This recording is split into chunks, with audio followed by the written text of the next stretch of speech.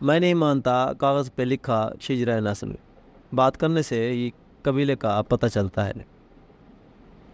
کسی زمانے میں ایک بادشاہ نے ایک قیدی کو کسی وجہ سے پھانسی کا حکم دیا، اور جب قید خانے میں سے قیدی کو لایا گیا تو اس سے مرنے سے پہلے آخری خواہش پوچھی گئی۔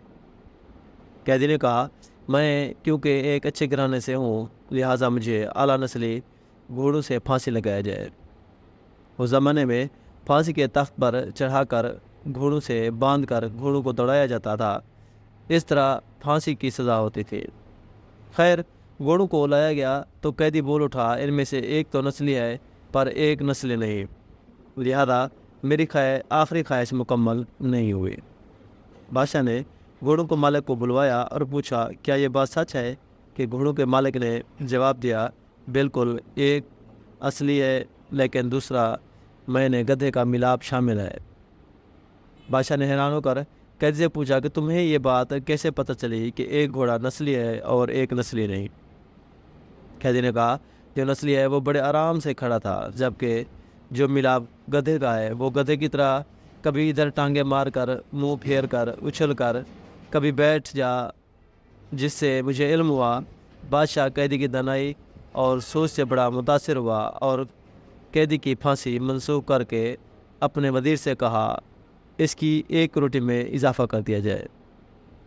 کچھ دن بعد بادشاہ کے دربار میں ایک سونار 2 ہیرے لے کر حاضر ہوا اور بادشاہ کو کہا، اگر آپ رعایا میں سے کوئی یہ بتا دے کہ ان میں کون سا ہیرا اصلی اور کون سا نقلی ہے، اور اس اصلی اور نقلی میں فرق بتا دے، تو میں آپ کو دونوں ہیرے انعام میں دوں گا۔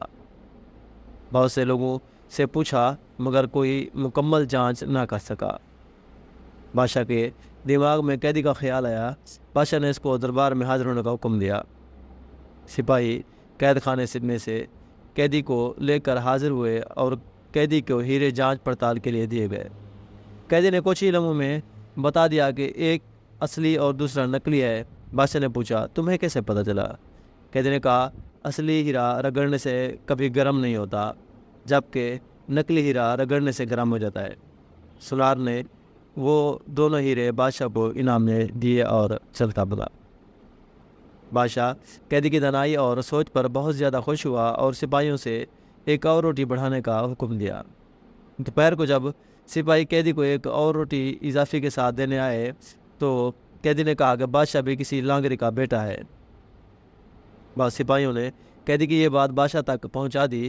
بادشاہ کو غصہ آیا اور سپاہی سے قیدی کو دربار میں حاضر ہونے کا حکم دیا اور قیدی سے اس بات کی وضاحت مانگی۔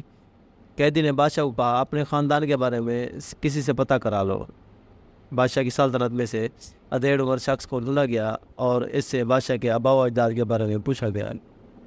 ادھیڑ عمر شخص نے بتایا کہ یہاں اس بادشاہ سے پہلے اس کا باپ بادشاہ تھا، لیکن وہ بادشاہ بننے سے پہلے لانگری تھا۔ کیونکہ اس بادشاہ سے پہلے ایک بادشاہ تھا، اس کا اپنا کوئی بیٹا نہ تھا۔ اس بادشاہ نے اعلان کیا تھا کہ کوئی ایسا شخص جو میری رعایا کو بھوکا نہ مرنے دے تو میں اس کو بادشاہ بنا دوں گا۔ تو آپ کا بعد لانگری تھا، اس دربار کا اس نے حامی بھری کہ میں رعایا کو بھوک سے نہیں مرنے دوں گا۔ اس طرح بادشاہ سلامت آپ کے باپ کو سلطنت دے دی گئی۔ بادشاہ نے قیدی سے پوچھا کہ تمہیں کیسے پتہ چلا کہ میں لانگری کا بیٹا ہوں؟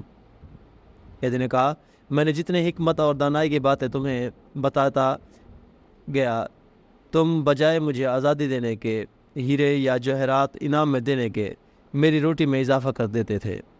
اگر تمہاری جگہ پر کوئی خاندانی شخص ہوتا تو وہ مجھے ضرور کوئی ہیرے جواہرات انعام میں دیتا اور مجھے قید سے رہا کر دیتا، لیکن تیری حرکتیں تیری نسل کا پتہ بتاتی ہیں۔ بادشاہ شرمندہ ہوا اور قیدی کو رہا کر کے اپنا وزیر بنانے کا حکم دے دیا۔ انسان اپنی شہرت پیسے سے، شکل سے نہیں بلکہ اپنی حرکتوں سے اپنی نسل کا پتہ دیتا ہے۔ امید ہے کہ آپ کو یہ مختصر کہانی پسند آئی ہوگی۔ تمام دیکھنے اور سننے والوں کا بے حد شکریہ۔ اللہ حافظ۔